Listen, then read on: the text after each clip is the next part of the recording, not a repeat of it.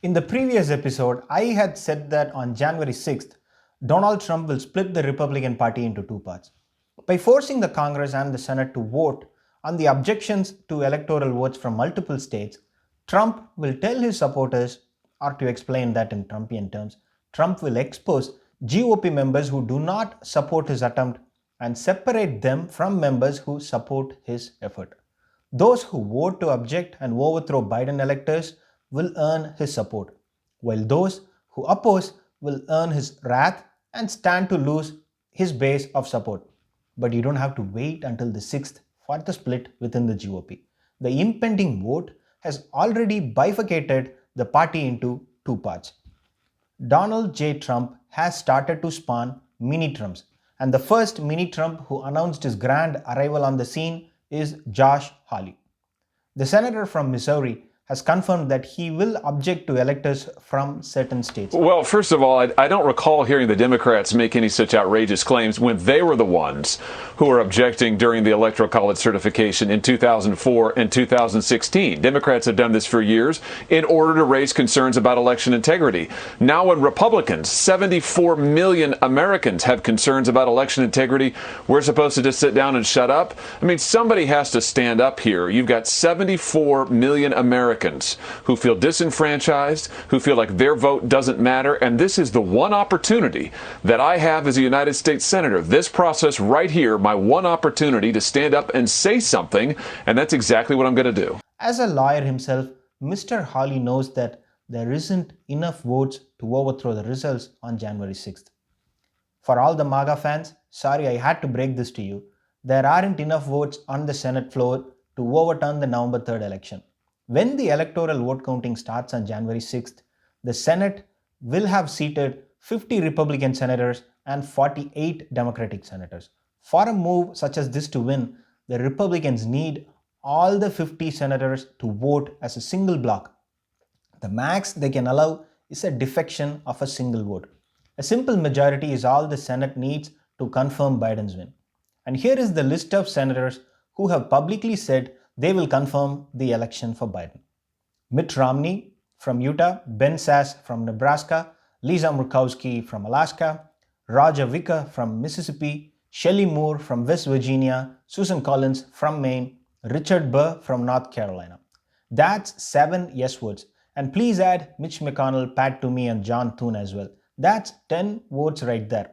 When added to the 48 Democratic votes, we already have 58 votes. So the result on the January 6th vote is already out in the open. So the question is, doesn't Mr. Hawley know this? That there is no chance for this objection to clear the Senate floor? Of course he knows.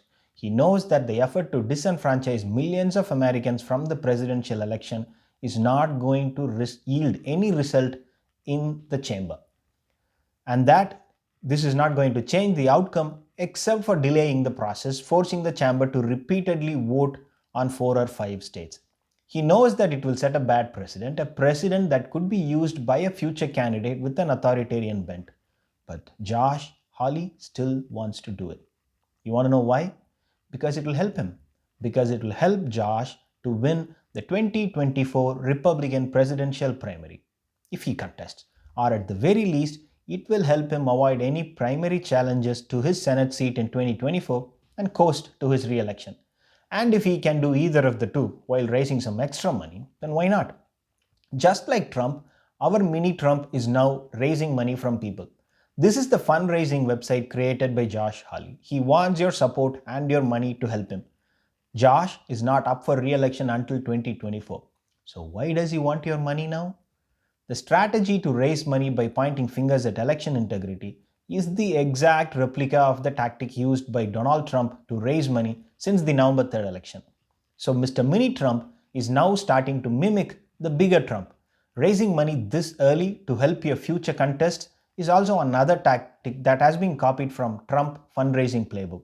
Trump started raising money for his re-election as soon as he was sworn in as the president on January 20th, 2017.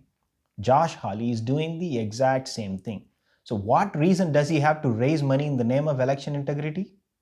Josh is making it easier for him to run in the Republican primary in 2024 if he decides to run then he would have a national profile. He could have created a database of supporters and used the money he is raising now to raise more money and keep deepening his relationship with the MAGA world. As Josh Hawley makes his intentions clear and announces in no uncertain terms that he is in the pro-Trump camp, Senator Ben Sasse from Nebraska made a lengthy public statement on Facebook arguing how dangerous this ploy to overthrow the result in Congress is. Ben Sasse not only says that the move will fail, he forcefully argues that it's a wrong move that spells trouble for the future of the democracy. He is right, but sadly, it looks like there are only a handful of people within the GOP who have mustered the strength to stand up to Trump and his cult. So, one senator is publicly saying that he supports the move to overturn the election, while another senator publicly argues that it's the worst move in the history of presidential elections. So, there you go. The split is out in the open, and the ideological divide is so wide that it may never be patched up again. Not until Trump is active in the political scene.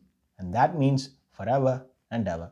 Some pundits had said that Trump may create a new party. I can guarantee you that that's not going to happen. Trump has no need to. As long as he can find more people like Josh Hawley and Ted Cruz, is there a reason to start another party? No, there isn't one. Thanks for watching. If you like it, please subscribe.